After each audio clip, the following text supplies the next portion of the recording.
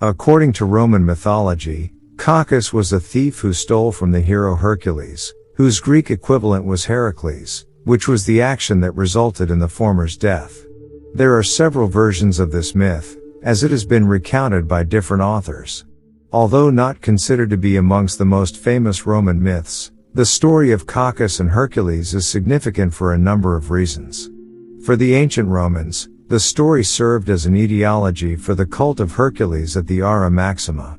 The myth may also be read as an allegory of the gradual replacement of local Italic cultures, as symbolized by Cacus, by a Hellenistic one, represented by Hercules. Cacus the Evil. The name Cacus is said to be derived from ancient Greek, and means bad or evil. Indeed, in all versions of the myth, Cacus plays the role of the antagonist. In some, however, he is presented as a monstrous creature. This is seen, for example, in Virgil's Aeneid. In the Book 8 of this epic poem, Virgil has the story of Cacus and Hercules told to Aeneas by Evander, who founded the city of Pallanteum on the future site of Rome, prior to the Trojan War.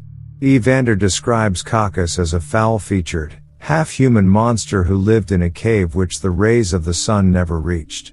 The cave of Cacus is believed to be situated on the Aventine Hill. Evander also informs Aeneas that Cacus was the son of Vulcan, the Roman counterpart of the Greek god Hephaestus, and that it was his father's black fire he vomited from his mouth as he moved his massive bulk. Cacus was not only a monster in form, but also in behavior. Evander states that the floor of Cacus' cave was always warm with freshly shed blood, whilst the heads of men were nailed to his proud doors and hung there pale and rotting. Therefore, the people of the area prayed to the gods to end Cacus' reign of terror. Their prayers were eventually answered with the arrival of Hercules, who, at that point of time, had just accomplished one of his famous 12 labors. These were a series of impossible tasks that the hero had to perform as penance.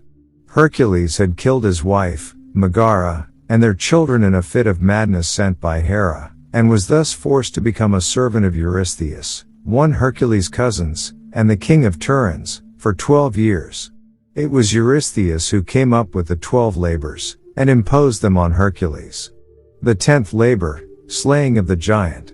The myth of Cacus and Hercules is associated with the 10th labor, which is the acquisition of the cattle of Geryon. In order to complete this task, Hercules had to travel to island of Erythea, meaning red, which is said to be located in the westernmost part of the world, near the boundary of Europe and Libya. On the island was a herd of cattle whose coats were stained red by the rays of the setting sun. The cattle, however, belonged to a terrifying giant called Geryon. According to the myths, Geryon was the son of Chrysaor and Callirrhoe.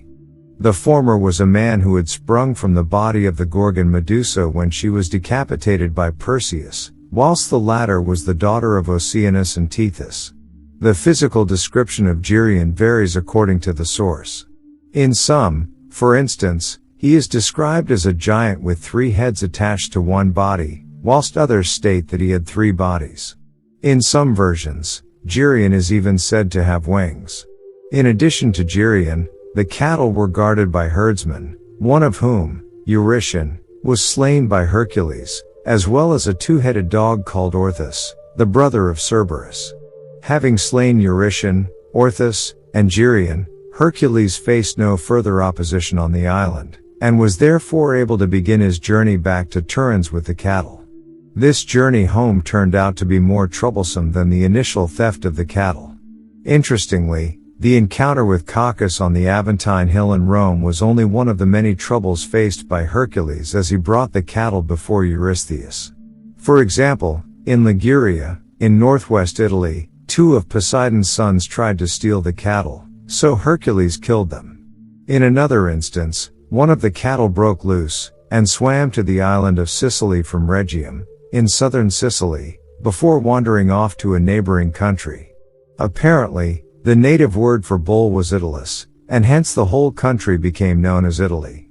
Finally, as Hercules arrived at the edge of the Ionian Sea, and was on the verge of completing his labor, Hera sent a gadfly to attack the cattle, causing the herd to scatter far and wide. As a consequence, Hercules was forced to wander around Thrace in search of the missing cattle, before he could return home. Theft from under the nose of Hercules. The story of Hercules' journey from Erythea back to Turin's with the cattle of Geryon shows that the hero traveled along the length of the Italian peninsula. Therefore, it would not have been difficult for the Cacus episode to be inserted into this myth. According to Evander, when the herd was grazing in the valley, and drinking from the river, Cacus stole from the pasture 4 magnificent bulls and as many lovely heifers, and brought the animals to his cave. Cacus, however, knew that Hercules would come looking for the stolen cattle. Therefore, in order to prevent any hoof prints from pointing to his cave, thereby revealing the location of the cattle, he dragged them in by their tails to reverse the tracks. In the meantime, the remaining cattle had finished grazing, and Hercules was moving them out of the pasture, and prepared to continue on his journey.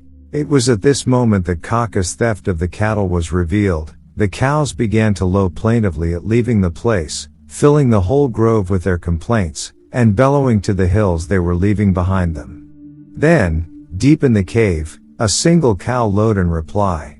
Cacus had guarded her well, but she thwarted his hopes. Hercules' wrath was felt. The furious Hercules went after Cacus, who fled in terror back to his cave, and shut its entrance by jamming the doorposts with a huge rock. This proved to be a challenge, even for the mighty Hercules. There was Hercules in a passion, trying every approach, turning his head this way and that and grinding his teeth. 3 times he went around the whole of Mount Aventine in his anger. 3 times he tried to force the great rock doorway without success. 3 times he sat down exhausted in the valley. Having failed to move the stone from the entrance, Hercules climbed to the top of the cave, and unroofed it. There was no escape for Cacus, and a battle was fought between him and Hercules, so Cacus was caught in the sudden rush of light and trapped in his cavern in the rock, howling as never before, while Hercules bombarded him from above with any missile that came to hand, belaboring him with branches of trees and rocks the size of millstones.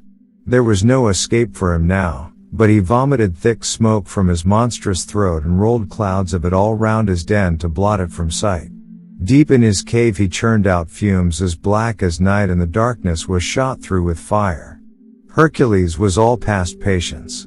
He threw himself straight down, leaping through the flames where the smoke spouted thickest and the black cloud boiled in the vast cavern. There, as Cacus vainly belched his fire in the darkness, Hercules caught him in a grip and held him, forcing his eyes out of their sockets and squeezing his throat till the blood was dry in it. After slaying Cacus, Hercules opened the cave, and brought his cattle out. He also dragged the corpse out into the open for all to see. The death of Cacus was celebrated by the local population, who honored Hercules as a hero from then onwards. Ever since that time we have honored his name, and succeeding generations have celebrated this day with rejoicing. This altar was set up in its grove by Ptithius, the first founder of these rites of Hercules, and by the Pinnarii, the guardians of the rites. We shall always call it the greatest altar, and the greatest altar it will always be.